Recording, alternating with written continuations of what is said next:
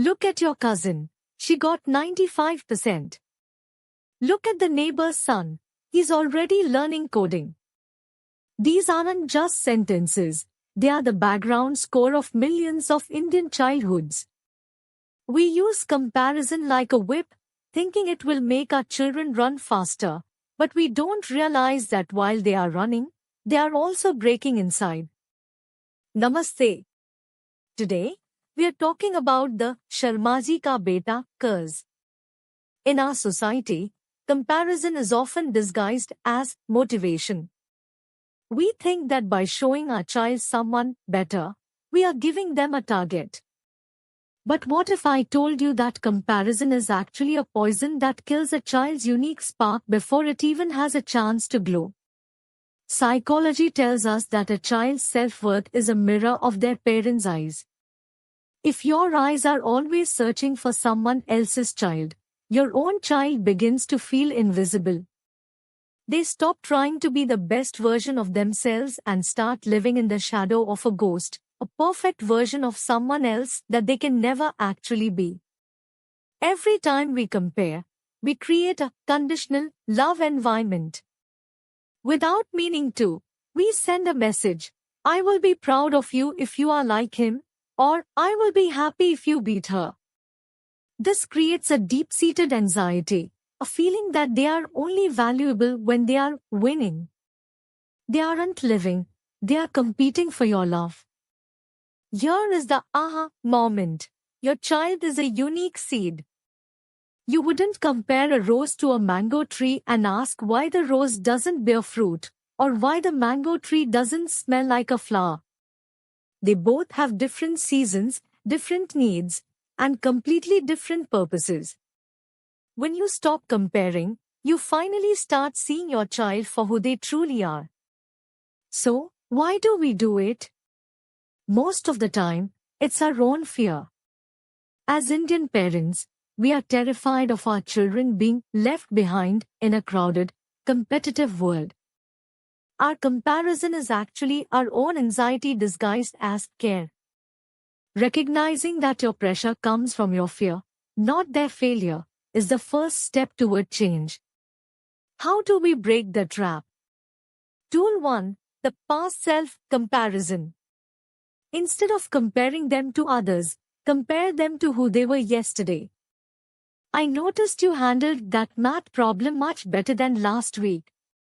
This builds internal confidence because the goal is actually reachable. It's about growth, not a race. Tool 2. Celebrate the unseen strengths. Not every child is meant to be a topper or a star athlete. Some are incredibly kind. Some are creative, some are great listeners. When you celebrate these unseen traits, you tell your child that their character matters more than their rank. You give them permission to be a good human being first. Tool 3. The safe space for failure. Comparison makes failure feel like a crime against the family. But failure is just data. It's how we learn.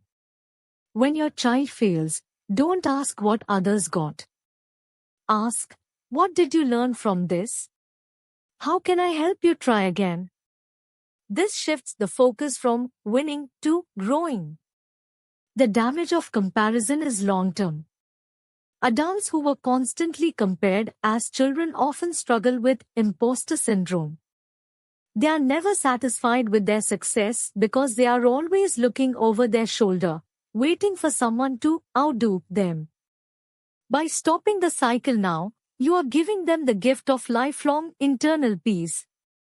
Imagine a home where your child doesn't feel like they are in a 24/7 race. A home where they feel safe to explore their own interests without the fear of being less than. That is a home where true geniuses are born, not because they were pushed to be like someone else, but because they were nurtured to be themselves.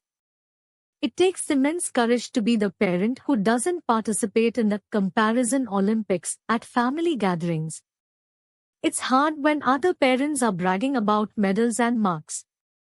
But remember, your child is not a trophy to be displayed to the world. They are a human being to be discovered by you. Next time the urge to compare hits you, take a breath. Look at your child's face, their unique smile, their specific way of thinking, the way they solve a puzzle. Remind yourself, they are exactly where they need to be. Your acceptance is the only soil they need to grow deep roots and strong branches. Parenting isn't a competition with the neighbors, it's a partnership with your child.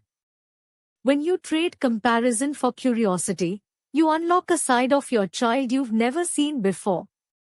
You move from being their chief critic to being their biggest cheerleader. And that is where the magic happens. Thank you for joining me. We are here to help you navigate these cultural pressures with empathy and psychological insight. If you're ready to let go of the comparison trap and focus on your child's unique journey, hit that subscribe button.